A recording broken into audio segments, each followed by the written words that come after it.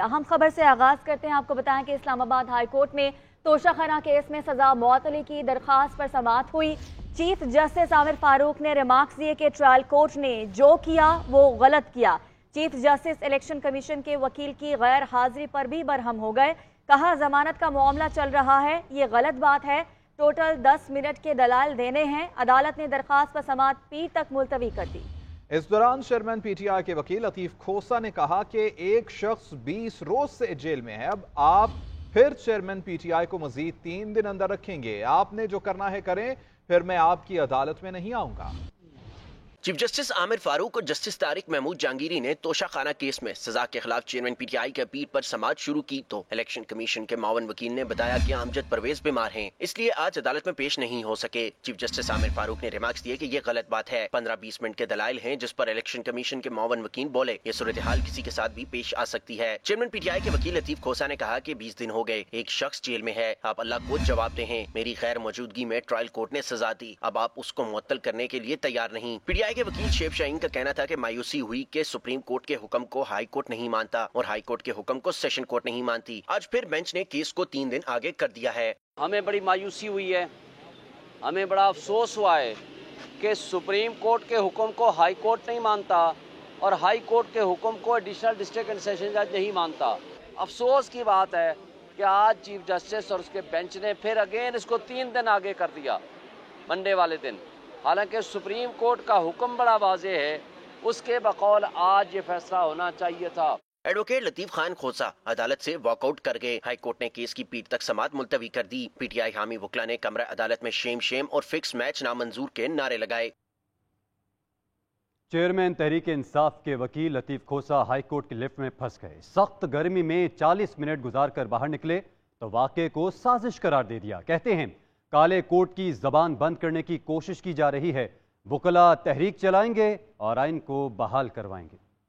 Chairman P T I کی رہائی کے لیے کوششیں کرنے والے وکیل لطیف کھوسہ خود لفٹ میں بند ہو گئے۔ اسلام آباد ہائی کورٹ میں گرما گرم بحث کے بعد لطیف کھوسہ نے غصے میں روسٹرم کو چھوڑا اور واپسی کے لیے لفٹ میں سوار ہوئے۔ 15 افراد کی گنجائش والی لفٹ نے 19 لوگوں کو سروس فراہم کرنے سے انکار کر دیا اور بند ہو گئی۔ لطیف کھوسہ سمیت تمام لوگ اندر بند ہو گئے۔ عدالت کے مینٹیننس ڈپارٹمنٹ اور وکلا نے لفٹ کھولنے کی کوشش کی لیکن ناکام رہے۔ بالآخر ریسکیو کے عملے نے آ کر لفٹ کا دروازہ کھولا اور لطیف کھوسہ کو باہر نکالا۔ شدید گرمی میں 40 منٹ تک لفٹ میں بند رہنے سے تمام افراد کی حالت غیر تھی۔ لطیف کھوسہ نے دعویٰ کیا کہ لفٹ کا بند ہونا حادثاتی واقعہ نہیں تھا۔ ایک کالا کوٹ رہ گیا تھا جس کی آواز کو بند نہیں کر سکتے تھے، آج وہ بھی کوشش کر لی، ہم مرنے سے بچ گئے، پہلے مر بھی جاتا تو بھی یہ کالا کوٹ جو ہے زندہ رہتا اور آزاد فیصلے کریں۔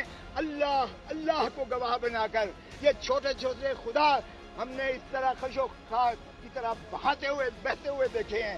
کھوسہ صاحب کا دعویٰ اپنی جگہ، لیکن ریسکیو اہلکاروں کے مطابق گنجائش سے زیادہ لوگوں کی وجہ سے لفٹ رکی۔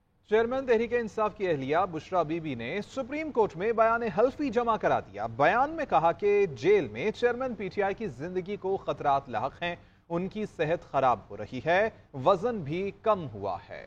70 سالہ شخص کی گرتی صحت زندگی کے لیے سنگین خطرہ ہے۔ بشرا بی بی نے موقف اختیار کیا کہ مشکلات اور تاخیر کے بعد 22 اگست کو اٹک جیل میں ملاقات ہوئی۔ چیئرمین پی ٹی آئی آئین اور قانون کی حکمرانی کے ساتھ کھڑے ہیں، ہر قربانی دینے اور مشکل کا سامنا کرنے کے لیے پرعزم ہیں۔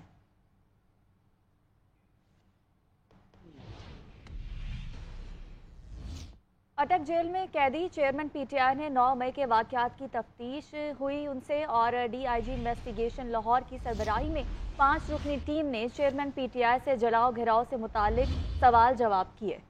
تھانہ سرور روڈ سمیت دیگر مقدمات سے متعلق بھی ان سے سوالات کیے گئے۔ اٹک جیل میں قیدی چیئرمین پی ٹی آئی سے 9 مئی کے واقعات کی تفتیش ہوئی اور D I G investigation Lahore کی سربراہی میں 5 رکنی ٹیم نے چیئرمین پی ٹی آئی سے جلاؤ گھیراؤ سے متعلق سوالات کیے اور تھانہ سرور روڈ سمیت دیگر مقدمات سے متعلق بھی ان سے سوالات کیے گئے۔ چیئرمین تحریک انصاف سے ایک اور مقدمے میں پولیس کو تفتیش کی اجازت مل گئی ہے۔ لاہور کی انسداد دہشت گردی عدالت نے گلبرگ پولیس کی درخواست منظور کر لی ہے۔ تفتیشی افسر نے عدالت میں تفتیش کی درخواست دائر کرتے ہوئے موقف اپنایا تھا کہ chairman P T I Gulberg میں کنٹینر جلانے اور پولیس پر حملے کے مقدمے میں ملوث ہیں۔ عباد الحق اس حوالے سے مزید اپڈیٹس دیں گے۔ جی یہ بات بتائے گا کس کیس میں چیئرمین پی ٹی آئی سے تفتیش کی جائے گی؟ جی عدالت نے یہ اجازت دی ہے پولیس کو، لاہور پولیس جو گلبرگ پولیس بھی کہا جا سکتا ہے، اسے یہ اجازت دی ہے کہ وہ تحریک انصاف کے سربراہ سے کنٹینر جلانے اور پولیس پر حملہ کرنے کے 2 مقدمات میں تفتیش کر سکتی ہیں۔ یہ درخواست منظور کی گئی جو پولیس کی جانب سے دی گئی تھی، جس میں یہ اطلاع کی گئی تھی۔ ان 2 مقدمات میں ابھی تک جو ہے تحریک انصاف کے سربراہ سے تفتیش نہیں ہو سکی، جسے تفتیش کرنی ہے یہ اجازت دی جائے۔ تحریک انصاف کے سربراہ اس وقت جو ہے اپنے خلاف ایک مقدمے میں سزا ہونے کی وجہ سے اٹک جیل میں قید ہیں۔ جی صحیح، بہت شکریہ عباد الحق، آپ نے اس حوالے سے ہمیں تفصیلاً اپڈیٹ کیا۔ احد چیمہ کی ضمانت منسوخی کے لیے دائر نیب اپیل واپس لینے کی بنیاد پر خارج، دوران سماعت سپریم کورٹ نیب پروسیکیوٹر پر برہم۔ چیف جسٹس سے ریمارکس دیے کہ میرے ایک دوست کو نیب نے بطور گواہ بلایا اور 5 گھنٹے بٹھائے رکھا۔ جسٹس اطہر من اللہ نے ریمارکس دیے احتساب بیورو سیاسی انجینئرنگ کے لیے مشرف نے بنایا تھا، جسے نیب خود ثابت کر رہا ہے۔ جو کچھ نیب کرتا رہا ہے اس کی ذمہ داری کسی پر تو ڈالنا ہوگی۔ احد چیمہ کے جیل میں گزارے 3 سال کا مداوع کون کرے گا؟ جیسے جمال مندوخیل نے کہا کہ نیب میں بلیو، یلو اور ڈارک روم بنائے گئے ہیں جن کا مقصد صرف سیاست ہے۔ ملزم کو اتنے سال قید میں رکھ کر بریت کے بعد نیب پر کیس کرنا چاہیے۔ انتخابات سے متعلق الیکشن کمیشن کا مشاورتی عمل جاری ہے۔ مسلم لیگ نون کے وفد کی چیف الیکشن کمشنر سے ملاقات ہوئی۔ مسلم لیگ نون نے بھی ملک میں بروقت انتخابات کروانے کی تجویز دے دی۔ نون لیگ نے حلقہ بندیوں کا عمل جلدی مکمل کرنے کی تجویز بھی دی ہے۔ ذرائع کے مطابق الیکشن کمیشن نے وفد کو کہا کہ انتخابی شیڈیول حلقہ بندیاں مکمل کرنے کے بعد ہی جاری کیا جائے گا۔ الیکشن کمیشن نے قبل از وقت انتخابی فہرستوں کی تکمیل سے بھی معذرت کر لی۔ انتخابی عمل سے متعلق مشاورت مسلم لیگ نون کا وفد الیکشن کمیشن کا مہمان بنا۔ 6 رکنی پارٹی وفد کی چیف الیکشن کمشنر و ممبران کے ساتھ ملاقات ہوئی۔ لیگی وفد میں سابق وفاقی وزیر احسن اقبال، سینیٹر اعظم نذیر تارڑ، زاہد حامد، رانا ثناء اللہ شامل تھے۔ ملاقات میں انتخابات کے شیڈول، تاریخ اور آئندہ کے روڈ میپ سے متعلق مشاورت ہوئی۔ نون لیگ نے حلقہ بندیوں کا عمل جلدی مکمل کرنے کی تجاویز بھی دی۔ لیگی وفد نے تجویز دی کہ نومبر تک حلقہ بندیاں مکمل کر کے انتخابی شیڈول جاری کیا جا سکتا ہے۔ لیگی رہنما احسن اقبال کا کہنا تھا کہ الیکشن میں پیسہ لگانے کے لیے مؤثر اقدامات کیے جائیں۔ ملک معاشی چیلنجز کے لیے نئی منتخب حکومت ناگزیر ہے۔ آئین پابند کرتا ہے کہ الیکشن کمیشن آخری مردم شماری کے نوٹس کو یقینی بنائے۔ اس سے انتخابی عمل میں پیسے کی ریل پھیل سے عام انسان یا ووٹر کے لیے یا متوسط طبقے کے لیے یا کسی پولیٹیکل ورکر کے لیے دن بدن انتخابی عمل میں شریک ہونا بہت مشکل ہوتا جا رہا ہے۔ الیکشن میں پیسے کے استعمال کو روکنے کے لیے مؤثر ضابطۂ اخلاق مرتب کیا جائے۔ الیکشن کمیشن 29 اگست کو پاکستان پیپلز پارٹی سے بھی مشاورت کے لیے دعوت نامہ ارسال کر چکا ہے۔ گزشتہ روز پی ٹی آئی اور جے یو آئی فے کے وفد نے الیکشن کمیشن سے مشاورت کی تھی۔ امریکی سفیر ڈونلڈ بلوم کی نگران وزیر اعظم انوار الحق کاکڑ سے ملاقات ہوئی۔ 2 طرفہ تعلقات پر تبادلہ خیال کیا گیا۔ پاک امریکہ تعلقات کو مزید مستحکم کرنے کے لیے بھرپور تعاون کی یقین دہانی کروائی گئی۔ ترجمان امریکی سفارت خانے کے مطابق ڈونلڈ بلوم نے کہا کہ پاکستان میں آزادانہ اور منصفانہ انتخابات کے لیے بھرپور مدد پر تیار ہیں۔ مستقبل کو محفوظ بنانے کے لیے گرین الائنس پر اور اس کے ذریعے پاکستان کے ساتھ مل کر کام کریں گے۔ مذہبی اقلیتوں کے تحفظ کے لیے اقدامات اور IMF کے ساتھ معاہدہ حوصلہ افزا ہے۔ پاکستان اسٹیٹ آئل کمپنی کا گردشی قرضہ بے قابو۔ PSO کا سرکولر ڈیٹ 742 ارب سے زائد ہو گیا۔ ذرائع کے مطابق PSO کے کاروبار میں مشکلات کا سامنا ہے۔ سوئی ناردرن گیس کمپنی نے PSO کے 451 ارب 11 کروڑ روپے ادا کرنے ہیں۔ اس حوالے سے مزید بات کریں گے بیورو چیف اسلام آباد میاں شاہد سے۔ میاں شاہد بہت مشکور آپ کے وقت۔ میاں شاہد کہیے گا گردشی قرضہ اس حد تک بڑھ چکا ہے، IMF کی شرائط کس طرح سے پوری ہوں گی؟ دیکھیں PSO جو ہے وہ دیوالیہ ہونے کے دھانے پر ہے اور 742 ارب روپے کا جو سرکولر ڈیٹ ہے وہ پہلے کبھی اتنا سرکولر ڈیٹ نہیں ہوا۔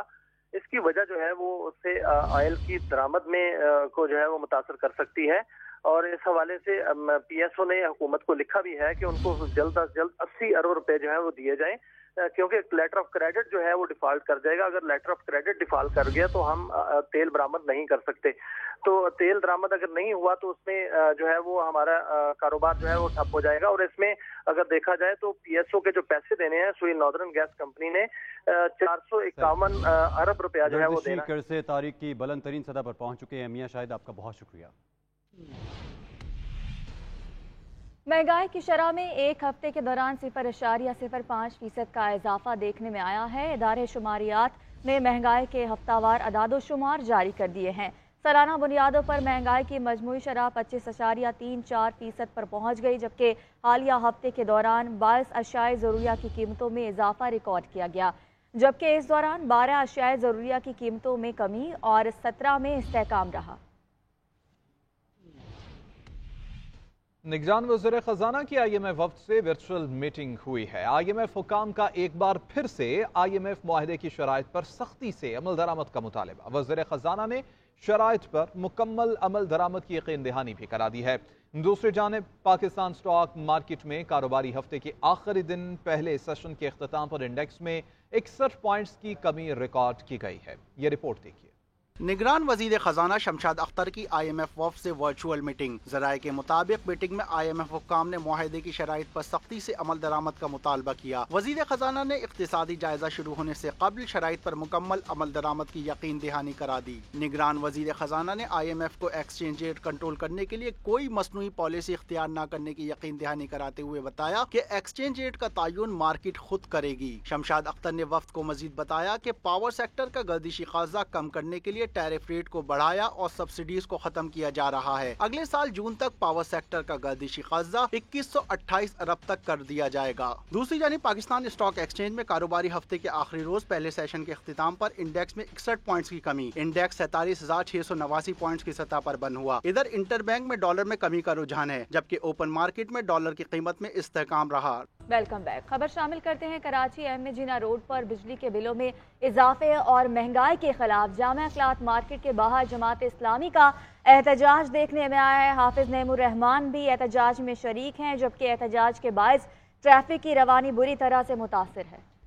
اسی حوالے سے مزید اپڈیٹس حاصل کریں گے۔ نمائندہ جی این این اپڈیٹس اس متعلق آپ کو بتائیں کہ کراچی میں ایم اے جینا روڈ پر بجلی کے بلوں میں اضافے اور مہنگائی کے خلاف جامعہ اخلاق مارکیٹ کے باہر جماعت اسلامی کی جانب سے احتجاج۔ حافظ نعیم الرحمان بھی اس احتجاج میں شرکت کر رہے ہیں، جبکہ احتجاج کے باعث ٹریفک کی روانی متاثر ہے۔